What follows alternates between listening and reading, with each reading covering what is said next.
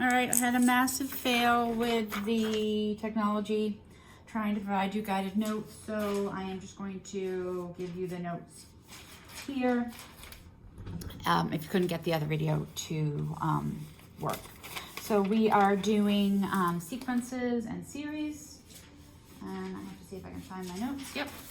All right, so what is a sequence? A sequence is an ordered list of numbers. It's actually not even always numbers, but we're going to mostly consider numbers. So you have a finite or an infinite sequence. So a finite sequence would be like 2, 4, 6, 8. It's a limited number of terms. An infinite sequence would be like 2, 4, 6, 8, dot, dot, dot, with an infinite number of terms. Note when you write out a sequence that you use commas in between each one. And the word term just represents the numbers in the list.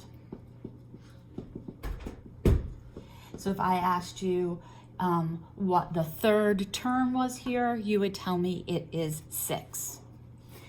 So we're going to talk about mathematical language that we use to describe a sequence. So I want you to think in terms of domain and range. All right, so your sequence is the range. So if we continue with this one that we've been talking about, 2, 4, 6, 8, 10, dot, dot, dot, that is considered your range. The domain is the order in which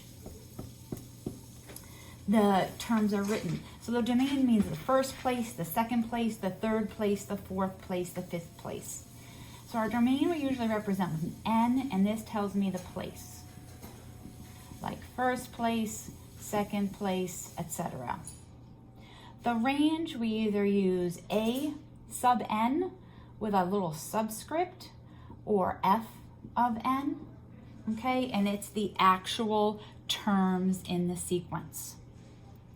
All right, if I asked you what A sub 3 was, that would mean I'm looking for the third term in the sequence. So in this case, A sub 3 would be 6. If I asked you what A sub 6 is, that would be the sixth term in the sequence. So I'd have to keep continuing this out. So I'm adding 2. So A sub 6 would be 12. Okay? Now when we talk about a rule for a sequence,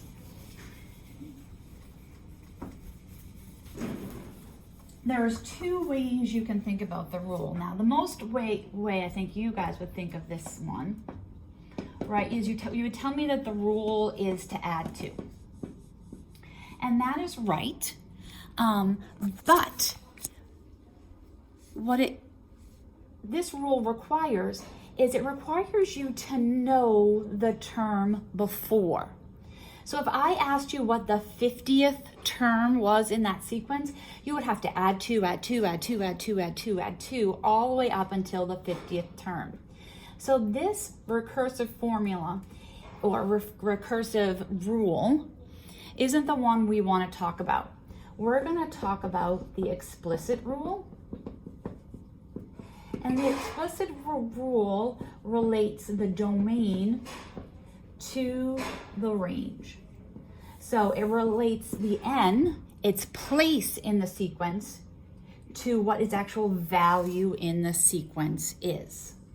All right, so if we look at this rule that we have here, the 2, 4, 6, and 8, its domain is 1, 2, 3, 4, dot, dot, dot, and its range is 2, 4, 6, 8, dot, dot, dot. Can you come up with a rule that tells me how to get from the domain to the range? Well, the rule here is multiply by 2. Okay? So that's how we would write the rule. To get any term, a with n written as a subscript just is like my variable, my general variable. The term in the sequence in the nth place would be to take the n, the domain, and multiply it by 2. That would be my rule. I could also write my rule like this. So a rule tells me the pattern from how do I get to what place it's in to its actual value. Note that you can use either of these notations to express a rule. All right, so let's do some practice. First, what if I give you a rule, can you find all the terms? So if I give you this rule, a sub n equals 2n plus 5, and you need to write the first 6 terms. So give me the first 6 terms. So that tells me that for the domain, I want to plug in the numbers 1, 2, 3, 4, 5, and 6. Almost all the time we start with 1. Occasionally we'll start with 0, but most all the time we start with 1. So if I plug in 1, I get a sub 1 is 2 times 1 plus 5. A sub 2 is 2 times 2 plus 5. A sub 3 is 2 times 3 plus 5, etc. Right? So my sequence is going to be 7, 9, 11, 13, plug in 5, I get 15, 17. That would be the first 6 terms. I use brackets on either side. All right, let's look at another example. Say my rule was given with function notation like this. And again, I wanted the first 6 terms. So again, I want to plug in 1, 2, 3, 4, 5, and 6. So if I plug in 1, I get negative 3, 1 minus 1. If I plug in 2, I get negative 3 times 2 minus 1. If I plug in 3, I get negative 3 times 3 minus 1. So we get a negative 3, 0. Then we get negative 3, 1. And then we get negative 3 squared. So I get 1, 3, negative 3, 9.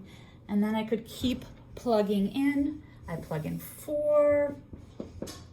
I plug in 4, I get negative 3 to the negative I get negative 3 to the 3rd power, which is negative 27. If I plug in 5, I get negative 3 to the 4th power, which is 81. I'm sorry that someone's vacuuming at the same time trying to do this. And then if I plug in 5, I get negative 243. All right, so giving a rule and writing these terms is not that hard. To write a rule, remember, we need to look for a pattern between its place in the series and the terms. So if I have 3, 5, 7, 9, dot, dot, dot, dot, dot, and I want to come up with the rule, what I do is I write the domain over it. So right, this is the domain, this is the range, and I want to think about what rule gets me there. All right, well, it's not times 3. It's not add 2. So I have to be a little bit more creative. What if I double 1 and add 1? That works. If I double 2, 4 plus 1 is 5. I double 3 and add 1, I get 7. So my rule is double plus 1. Another way I would write that is 2n plus 1.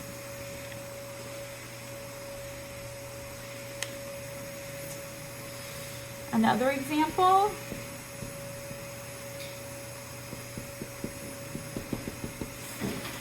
Okay, again, I'm going to go ahead and write my range over above.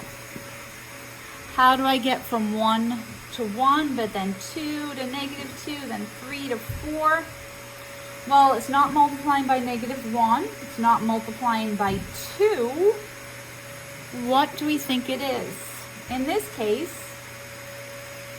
it's the powers of -2, but 1 less. So at the first place, it's -2 to the 0. At the second place, it's -2 to the first power. Here I have -2 squared. So I would write that as -2 to the n minus 1. So in the first place, 1 minus 1 is 0. I would get 0. In the second place, I would get 2 minus 1, or -2.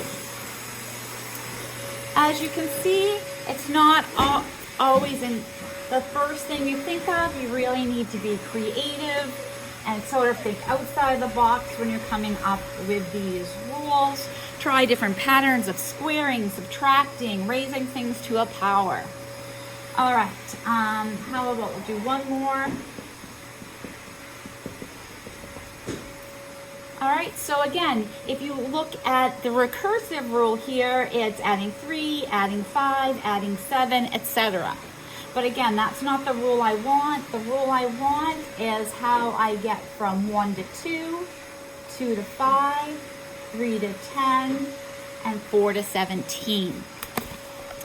Now, I recognize this one because I've seen it before, but 4 squared is 16, 3 squared is 9, 2 squared is 4. Each one of those is just one more than the square of that number. So it's square, the domain, plus 1. Another way to write that is an equals n squared plus 1. All right, so if you have trouble coming up with your rules on your homework, take your best guess. Some of them are rather tricky. All right,